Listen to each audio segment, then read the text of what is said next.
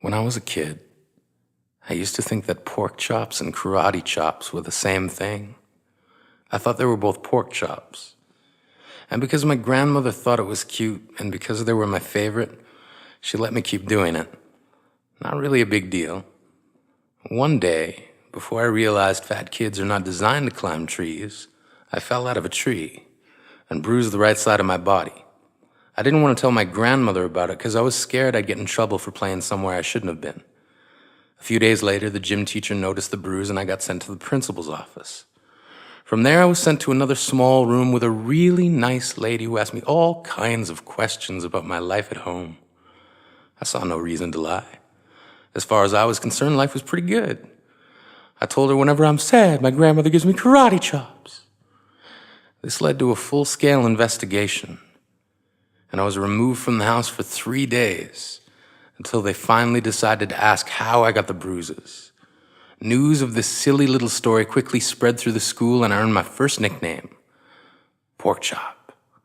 To this day, I hate pork chops.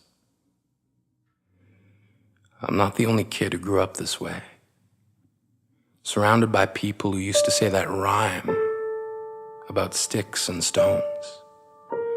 As if broken bones hurt more than the names we got called, and we got called them all. So we grew up believing no one would ever fall in love with us, that we'd be lonely forever, that we'd never meet someone to make us feel like the sun was something they built for us in their tool shed. So broken heartstrings bled the blues as we tried to empty ourselves so we would feel nothing. Don't tell me that hurts less than a broken bone.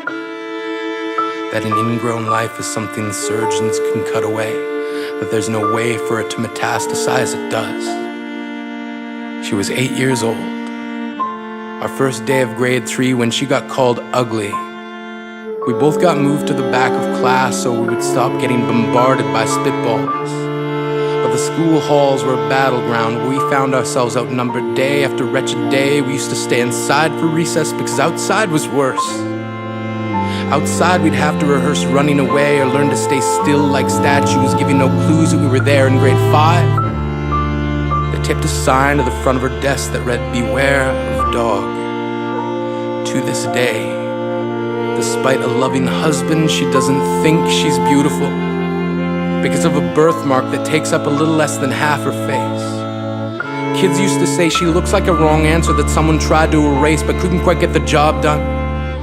And they'll never understand that she's raising 2 kids whose definition of beauty begins with the word mom. Because they see her heart before they see her skin. Because she's only ever always been amazing. He was a broken branch grafted onto a different family tree. Adopted. Not because his parents opted for a different destiny. He was 3 when it became a mixed drink of 1 part left alone and 2 parts tragedy. Started therapy in 8th grade. Had a personality made up of tests and pills. Lived like the uphills were mountains and the downhills were cliffs. 4/5 suicidal, a tidal wave of antidepressants, and an adolescence being called pauper.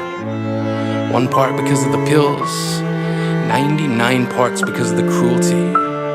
He tried to kill himself in grade 10 when a kid who could still go home to mom and dad had the audacity to tell him, "Get over it." As if depression is something that can be remedied by any of the contents found in a first aid kit. To this day, he is a stick of TNT lit from both ends. Could describe to in detail the way the sky bends in the moments before it's about to fall. And despite an army of friends who all call him an inspiration, he remains a conversation piece between people who can't understand. Sometimes being drug-free has less to do with addiction and more to do with sanity. We weren't the only kids who grew up this way. To this day, kids are still being called names. The classics were "Hey Stupid," "Hey Spaz." Seems like every school has an arsenal of names getting updated every year. And if a kid breaks in a school and no one around chooses to hear, do they make a sound? Or they're just background noise from a soundtrack stuck on repeat when people say things like kids can be cruel? Every school was a big top circus tent, And the pecking order went from acrobats to lion tamers, from clowns to carnies. All of these miles ahead of who we were freaks. Lobster claw boys and bearded ladies, oddities juggling depression and loneliness, playing solitaire, spin the bottle, trying to kiss the wounded parts of ourselves and heal. But at night, while the others slept, we kept walking the tightrope. It was practice, and yes, some of us fell. But I want to tell them that all of this is just debris left over when we finally decide to smash all the things we thought we used to be. And if you can't see anything beautiful about yourself, get a better mirror. Look a little closer. Stare a little longer. Because there's something inside you that made you keep trying despite everyone who told you to quit. You built a cast around your broken heart and signed it yourself. You signed it. They were wrong. Because maybe you didn't belong to a group or a clique. Maybe they decided to pick you last for basketball or everything.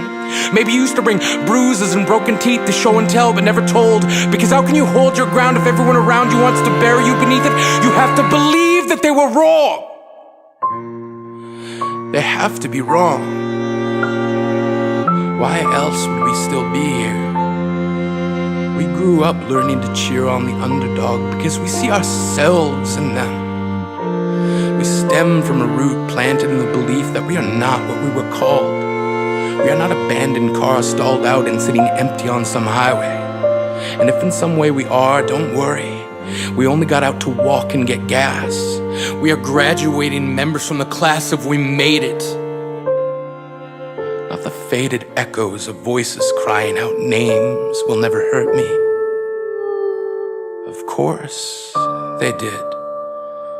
But our lives will only ever always continue to be a balancing act that has less to do with pain and more to do with beauty.